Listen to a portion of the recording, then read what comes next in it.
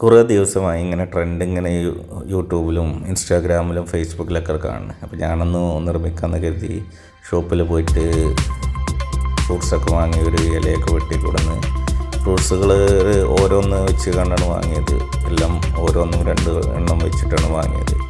എന്നിട്ട് തന്നെ ചെറുതായി കട്ട് ചെയ്ത് എടുത്തു. ആപ്പിളും 4-5 ഐറ്റം ഫ്രൂട്ട്സാണ് വാങ്ങിയത്. വാങ്ങിയതിന് ശേഷം കട്ട് ചെയ്തിട്ട് കുറച്ച് മസാല ഉണ്ടാക്കി എല്ലാം ഒരു പാത്രത്തിലാക്കിയിട്ട് അത് നല്ല രീതിയിൽ വെട്ടിയിട്ട് ആ മസാല ഒന്നും പണിതാക്കി കണ്ട് ആ ഇലയിലേക്ക് ചേരുകയാണ് ഫ്രൂട്ട്സ്. ഇലയിലേക്ക് ഫ്രൂട്ട്സ് നല്ല രീതിയിൽ ചേർന്നിട്ട് എല്ലാം ഒരേ സൈസിൽ ഏകദേശം ഇതിൽ ചേർന്നിട്ട് അതിലേക്ക് മസാല ഒഴിച്ചിട്ട് മിക്സ് ചെയ്യാണ്.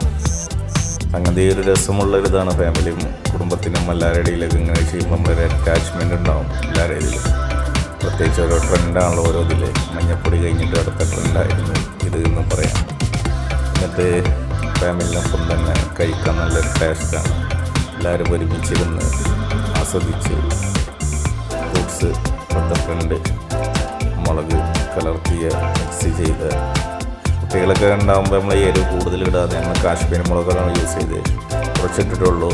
കാശ്മീരി മുളകാകുമ്പോൾ ഒന്നും പാടി നല്ലൊരു ഇതാവുന്നുണ്ട്. എരിവ് ഒഴിച്ച് പ്ലേറ്റ് ആ ഫുള്ള് ഫ്രൂട്ട്സും തീർന്നു. ഇല കാലിയായി അത്രയും ടേസ്റ്റായിരുന്നു.